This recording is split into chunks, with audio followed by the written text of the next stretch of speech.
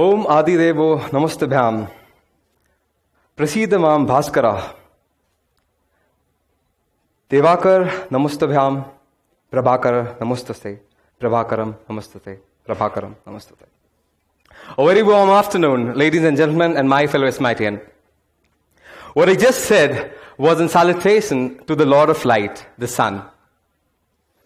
And as a matter of fact, I get paid because the sun shines. Apart from that fact, it is also responsible for the existence of life on this planet. And today I am going to very categorically present a case for solar power and how harnessing this source of energy can actually make India and drive it to the corridors of being a superpower in the world. How harnessing this source of energy can lead India from being an energy deficit country to not only being an energy surplus country, but also being an energy independent country, having that autonomy of energy, and not being dependent on any supply chain of coal or oil in and around the world. To give you this interesting perspective and build the case, let me show you this figure. And if you can see, this figure gives the total energy resource available at any point of time in a day. So it shows the total resource that is available under the ground, such energy resources such as coal, gas, oil, uranium, the nuclear source, and the total energy usage of the world. And if you see here, the solar draws any of these sources of energy at any point of time, and yet today, solar accounts for just 2% of our total energy mix. Just 2% of that energy mix. We are wasting this source of energy every day. Imagine if we can utilize this source of energy, won't all our problems for power, energy, poverty, war over oil stop? Ain't it amazing? To give you another perspective, let me show today's technology. Today we have solar panels. So I am a commercial consultant to companies who build solar power plants. I design solar power plants for a living. We have solar power panels which work at 15 to 20% efficiency on ground. And these are panels that are already functional. India has an installed capacity of 7.5 gigawatt. That is 7,500 megawatts, which work at approximately that kind of efficiencies.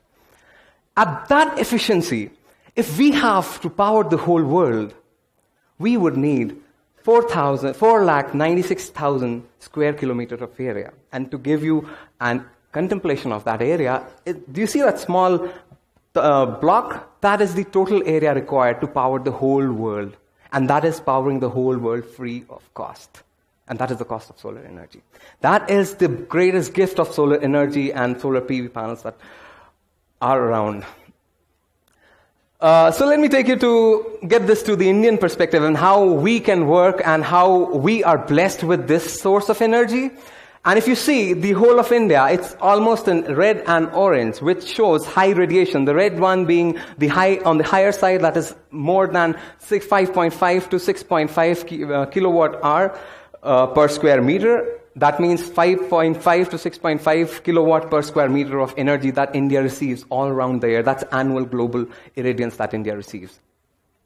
And even at the worst case scenario, such as Northeast and Northeastern states, even there we are in orange or yellow, which is approximately 3.5 to 4 kilowatt per square meter. That is a lot of solar resource. And to give you another perspective, Germany, which accounts for the maximum installed solar plants in the world, over 40 gigawatts, has lower than that yellow part, irradiance available to them at natural resource. India being blessed with such a natural resource still accounts for just 2% of total energy mix of solar as installed capacity in India. To give you another perspective, let's say we have to power whole country. Our total installed capacity today stands at 300 gigawatts. So 3 lakh megawatts. So suppose we have to power that whole country. The amount of area that would actually be consumed and covered with solar panel is less than half of the second smallest state in the country. The state we are in right now, Sikkim. So if we install solar panels in just 35% of Sikkim, we can power our whole country for the whole year, every day, free of cost. That is the power of this solar technology. So if you see, India stands at the lower end of being, having the per capita consumption of electricity, whereas the United States and Canada being the highest of 15,000, around approximately 15,000 kilowatt hours per year. Even India being at that lower end, we still run a deficit of energy.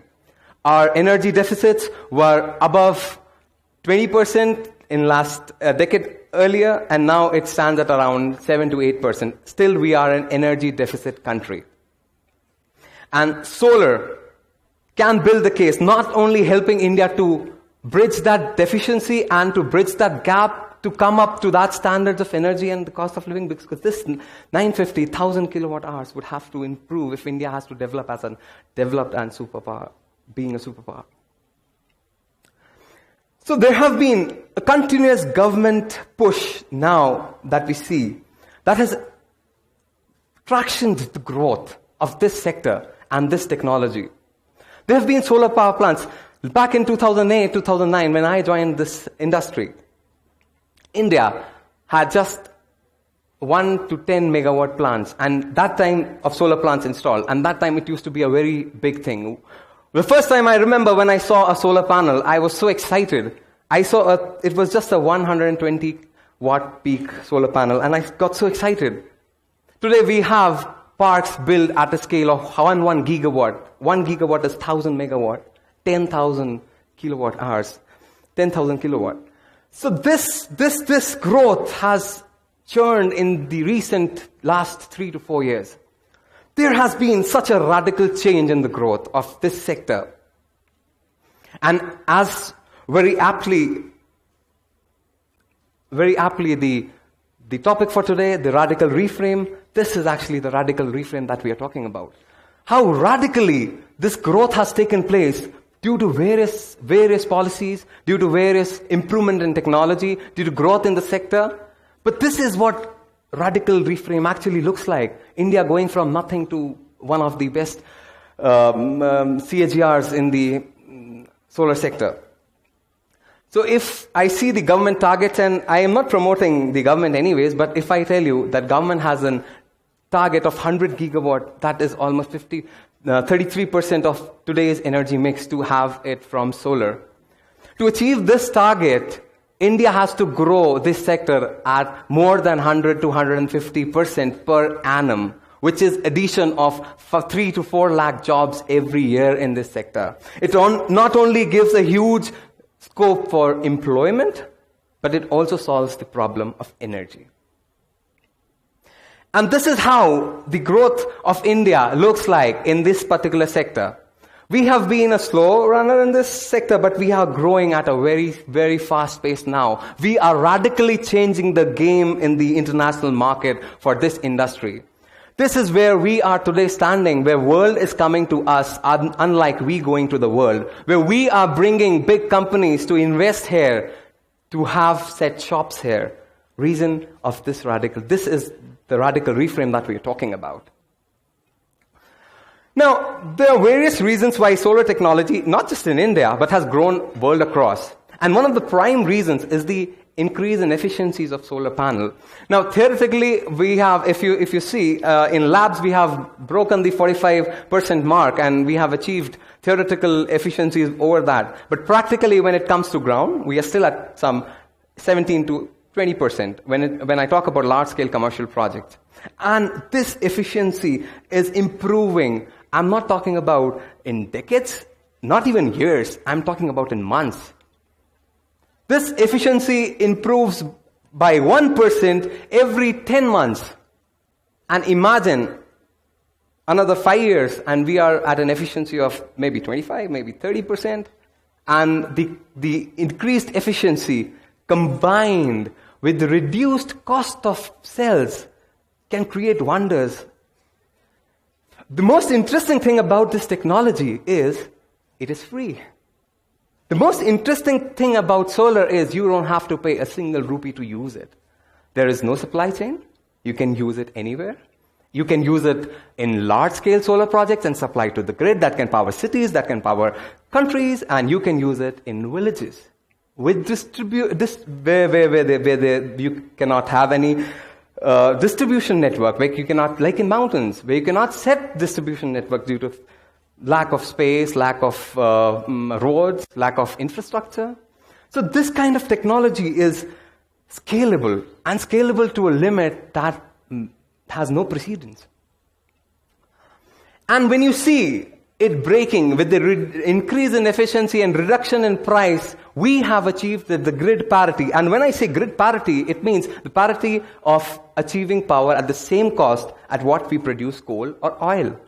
So if we are today coming to a point where we are paying the same amount of money and getting solar energy that we are paying for coal, I mean, what would you choose? Coal, having supply chain, sporadic demand, sporadic supplies. You don't know when the coal is going to end. Why not go to an energy source that is free of cost? You don't have to pay anything, apart from, of course, the initial cost. I wish the solar was freely distributed by government, but that is not. You have just the capital expenditure in the first year, and then it's free for your life, or at least 25 years. That is what the manufacturers claim that the panels would work for. So this particular technology, this particular sector has to grow. And the only sector that can bring India to the energy, being an energy autonomous state, is this particular energy.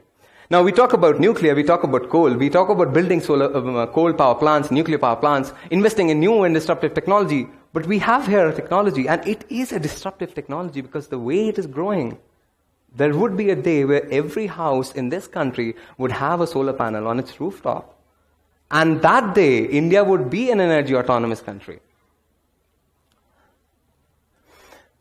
And it's not just that energy would be there for us to consume, but also the amount of jobs it would create and the amount of workforce it would imply, different workforce. This is a very optimistic, very modest estimate of having around 11 lakh jobs just created by 2022, which would actually quadruple in next 20 years. With, of course, the growth in technology, the change in efficiencies, and newer inventions and newer discoveries. Interesting thing, you find solar in very awkward places. While I was coming for this talk from Bagdogra, I found this roadside shop having a solar panel hosted right outside his shop. I was so curious, I went inside and I asked him that how did you manage to get this panel? I mean, I was kind of amused by the way these people responded. They said, I asked them, why do they use these panels and who got these panels to them? And they said, we use it for light and we use it to charge our mobiles. And I asked them, why don't you use the grid electricity? Why? What inspired you to get the solar panels? And the guy laughed at me and said, what are you talking about? We don't have any grids here. So this is what is the power of technology, that it would work anywhere. You don't have an infrastructure to be in place for you to use it. You can get power anywhere from anywhere. There are disadvantages, and one of the disadvantages of solar is it is not available all the time. What do you do at night time? There are advancements in storage technology which are coming up day by day, and that would make solar a more viable option once these technologies are commercially produced in the next 1 to 2 years. And then there's the winter, because when the winter comes, people like us don't get paid because sun doesn't perform. So winter and sun have a very special connect for me because I have been associated with winter and sun very closely, and for the worst part, I've seen the worst side of both of them. I was a part of the 31st Indian Scientific Expedition to Antarctica. We constructed the 3rd Indian Research Station, which is one of the most advanced research station in the world, the Bharati Research Station. This is the research station. This research station is not only the most advanced in terms of technology, but also the most energy efficient station in the world. It can run on solar, wind, as well as oil. It took us around a year to construct this station, two seasons. And we stayed there as a part of first team, a 13-member Indian team, staying there for one year. The average age of the team was 27 years. And when the other teams, other stations like the Russian, the Australian, and the Chinese came across, we were outnumbered in terms of years of experience because everybody there was above 45. And that made me realize that India is a young country, but then it's not just the lack of experience that can help us radically reframe that position of India in the world. It is not that we don't have experience. It is that will to change and to radically experience the ideas and experience the thought and then implement it that makes India a great country and will continue to make India a great country. A part of my research there was also on solar panels, where I researched solar panels might just work in Antarctica. Antarctica receives 6 months of daylight and 6 months of nighttime, where there's 24 hours day and 24 hours night, extreme conditions. And with the cold and the diffused sunlight, the panels did work marvelously there. And to those who say that solar would not work in mountains and would not work in diffuse light conditions, I have my research papers to prove that it would. Now, coming to the inspiration of what inspired me to get into this industry and what inspired me to start Sunrater, it was actually SMIT, and of which we all are a part of. I mean, the idea actually cropped up in SMIT itself. So I read a book called Atlas Shrugged by Ayn Rand. I don't think many of you would have actually read it, but it's a book which revolves around a central theme character of who John Galt is. And the 1,000-page book actually ends up portraying John Galt, who is an electrical engineer. Incidentally, I was an electrical engineer, who creates a motor that runs on the static electricity. And this is what inspired me to create something to have that electrical energy which is free of cost. I did not do research. I did not start this PV technology, but then it pulled me to it, and that's how I joined the solar industry. And it took me around 8 years to start this company after graduating from college. I did not have the courage, of course, because I was too young and my parents were too strict. But then when I decided that I would go in this sector and I will quit my government job and come here and start this thing, because of that intense passion and romanticizing the idea of having power free made me realize that this is my calling. And when the first time I saw this plant, which was designed by me, being constructed and start performing, that was the moment when I said, I was born to do this. So, there is a joke in our community in the solar power sector.